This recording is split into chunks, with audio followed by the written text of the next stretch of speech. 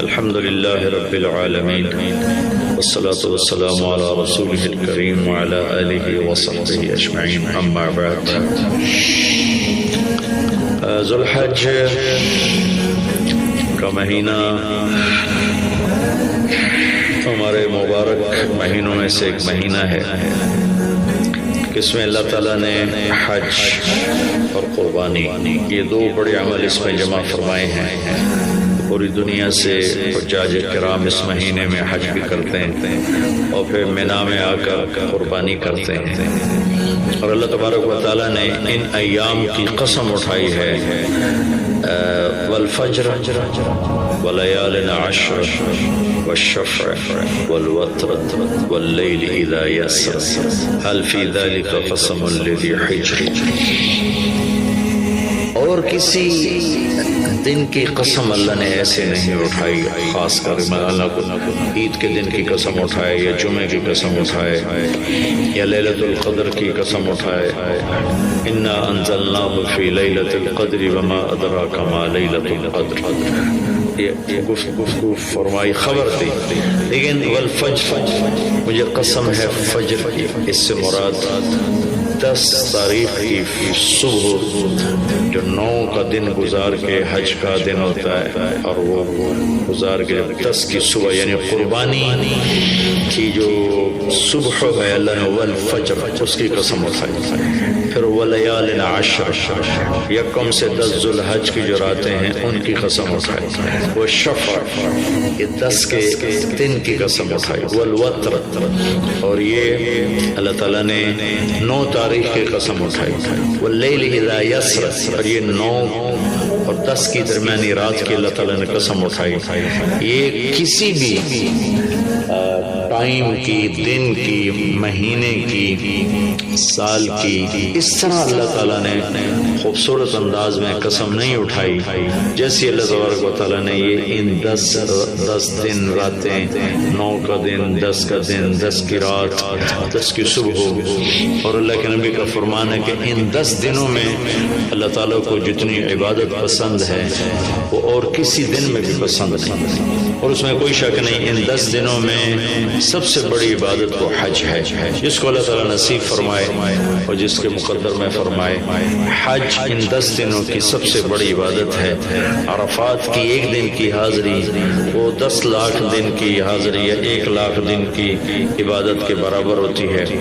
اور عرفات کے دن کی حاضری میں اللہ تعالیٰ کا ارشاد ہوتا ہے میرے بندو آج اتنے گناہ لے کر آؤ جتنے بارش کے قطرے جتنے درختوں کے پتے جتنے ریت کے ذرے جتنے گردش ایام میں جب سے ٹائم شروع ہوا ہے اس میں بننے والے دن اور رات اور یہاں کے توبہ کرو میں سب معاف کروں.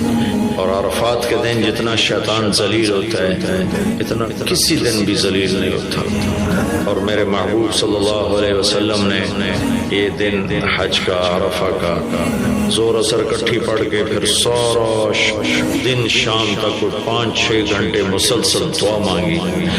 اور آپ نے فرمایا اس وقت میرا اللہ میرے صحابہ پہ فخر فرما رہا ہے اور قربان جاؤں خطاب کے بیٹے پر فرمایا اور عمر بن خطاب پہ اس وقت میرا اللہ خاص طور پہ خوش ہو رہا ہے اور خاص طور پہ عمر بن خطاب پہ اللہ تعالیٰ فخر فرما رہا ہے. تو ان 10 دنوں میں جس سے اللہ حج میسر فرما دے تو اس سے بڑی عبادت کوئی نہیں. حج میسر نہیں ہے تو پھر ان 10 دنوں میں نومی کا روزہ رکھنا ان 10 دنوں میں روزے رکھنا اس میں نوافل کی کثرت صدقے کی کثرت پھر قربانی یہ سارے اعمال ان 10 دنوں میں انتہائی محبوب ہیں جنہیں اللہ سعادت دے دے حج کی بار بار جائیں. تابع بین الحج والعمرہ حج عمرہ آگے پیچھے کرو آگے پیچھے کرو.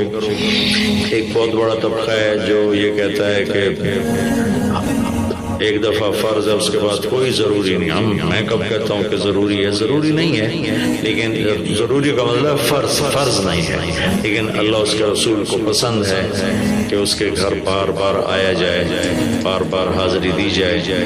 اللہ کے نبی کو تو آخر عمر میں جا کے موقع ملا اس کے بعد آپ دنیا سے تشریف لے گئے. اگر آپ اس کے بعد زندہ رہتے تو یقیناً آپ ضرور حج کرتے چونکہ آپ نے جتنے سال مکہ میں گزارے آپ نے ہر سال حج کیا نبوت کے اعلان سے پہلے بھی اور نبوت کے اعلان کے بعد بھی آپ نے مسلسل حج کی اور 4 عمرے آپ نے فرمائے زندگی میں 4 عمرے. ایک عمرہ مدینہ سے خاص طور پر تشریف لائے جس کو ہم صلح حدیبیہ کہتے ہیں.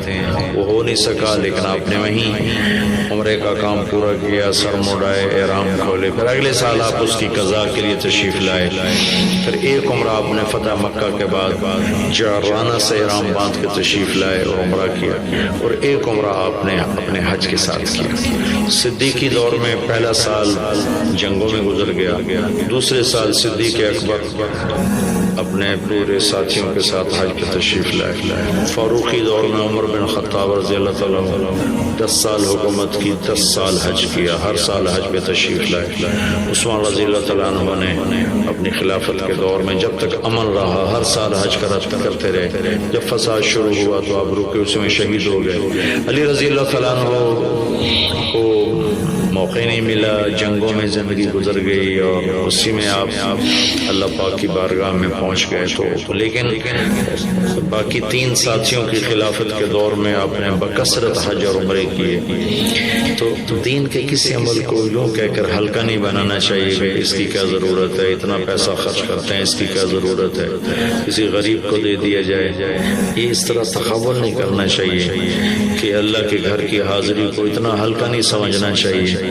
میرا اللہ بلائے تو بار بار جانا چاہیے, اور جس کو اللہ توفیق دے عمرے پہ جائے, حج پہ جائے. ہاں غریبوں پر بھی خرچ کرے, اپنے رشتہ داروں پر خرچ کرے, ضرورت مندوں پر خرچ کرے, لیکن اللہ کے فضل سے امید ہے جو اس طرح اللہ کے گھر جانے پر خرچ کرتے ہیں تو اپنے اللہ کے فضل سے غریبوں پر بھی خرچ کرتے ہیں.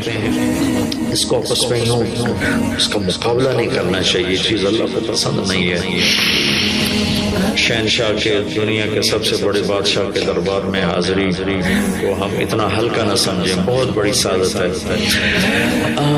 حضرت امام حسن کی سنا دیتا ہوں. امام حسن رضی اللہ تعالی عنہ نے 20 حج پیدل کیے, مدینہ سے پیدل تشریف لاتے تھے اور حج فرماتے تھے. 20 حج.